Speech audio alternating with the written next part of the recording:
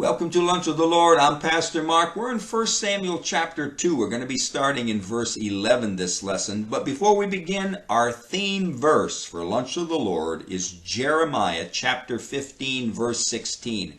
Thy words were found, and I did eat them, and thy word was unto me the joy and the rejoicing of my heart. Now, as we look here in verse 11, chapter 2, verse 11 to chapter 12 and verse 25 deals with the time of Samuel's ministry. Now, the time in history that Samuel's ministry to God and to Israel took place was probably the most chaotic times in all of Israel's history.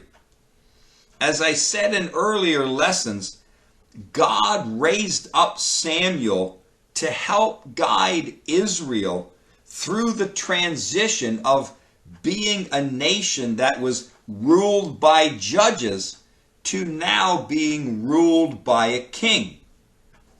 The 12 tribes that had taken the promised land and settled in it have now, a long time ago, they have disintegrated into anarchy. The children of Israel look nothing like the promised people that God spoke to Abraham about, living and thriving in a promised land given by God. They were basically 12 tribes living in their own land and somewhat keeping to themselves. They all had Abraham, Isaac, and Jacob as their fathers in common, and they were all delivered out of bondage from Egypt. And they were all given the laws of God through Moses. But outside of coming together to help in times of war or meeting at Shiloh to worship God, the tribes basically pretty much stayed to themselves, and they strayed away from God, and they worshipped idols. That's what most of them did. I mean, the nation of Israel now has disintegrated terribly from the promises that God had gave to Abraham. He says, I'm going to bring your descendants in here. It's going to be 430 years. I'm going to bring them in here. And you know, they're going to inhabit the land. And I'm sure Abraham's thinking to himself, wow, my descendants are going to fill this land, and it's going to be really nice. God is going to be their God, and he's going to make it prosper, and everybody's going to be happy. Well, just the opposite. They're in the land now. At this time, they're in the land, and they're not even worshiping God anymore. Some are, but the majority of the children of Israel have forsaken God, and they're worshiping idols. But as life around Samuel went through great changes, yet he stayed consistent in his faith and in his trust in God. Samuel did not try to adapt his life to the way things were going, but he maintained a steady course in serving God and the people as God's judge and as God's prophet. Samuel was a perfect example of doing things the old way. Through it all, Samuel stayed close to God. The foundation of his relationship to God, which his mother started, was never moved or changed in order to pacify the people. Samuel was a rock that the children of Israel could look to and know that he was a man of God and that God was with him. I mean, here, all around him. Was there a remnant that loved God? Yes, there was. Hannah and his father, and there were a remnant that still worshiped God. But the majority of the children of Israel, they're gone. They're gone. And here's Samuel in the midst of all this chaos, all this idolatry and things going on and perversion. And yet he is there and he never wavers. He continues on in his walk with God. And he's not stumbling at all.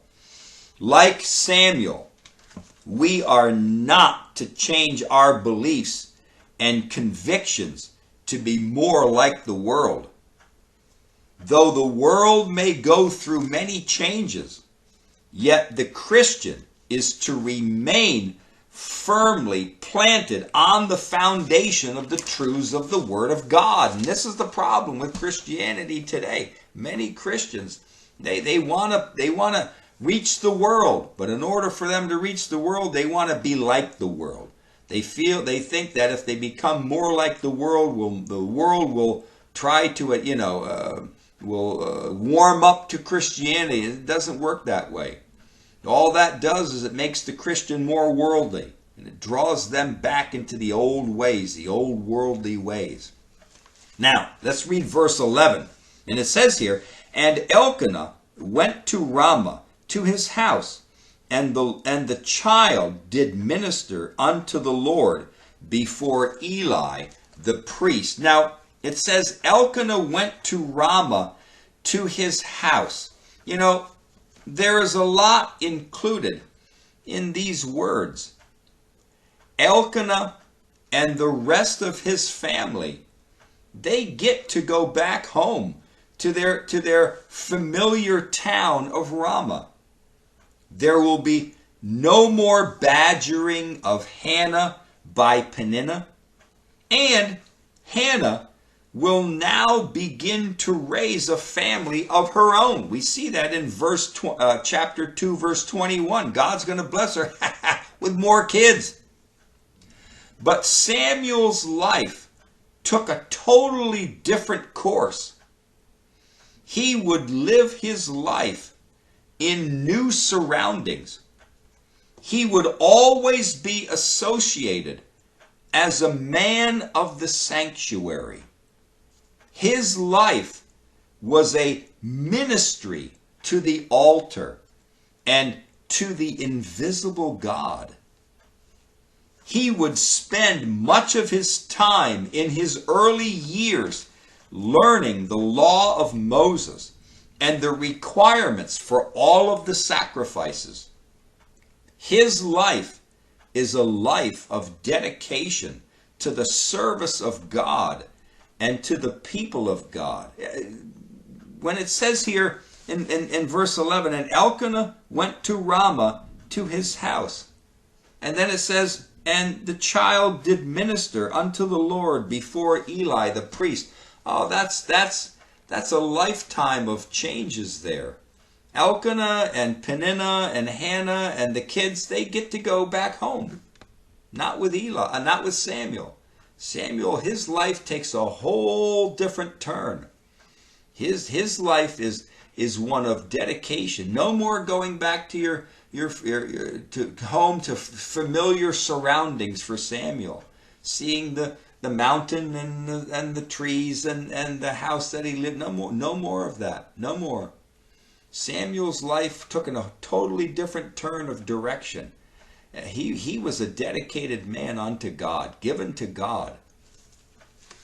And yet every Christian's life is also to be a dedication to know the Word of God and to serve God and His people.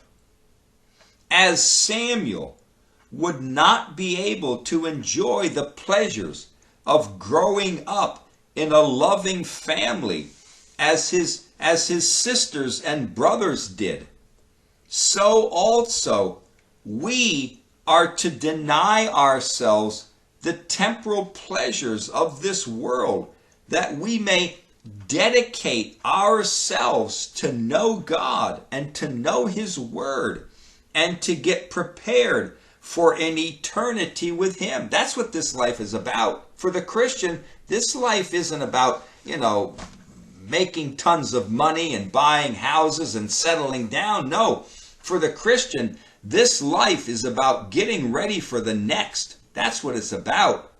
It's about us dedicating ourselves to God so that we can get prepared for eternity.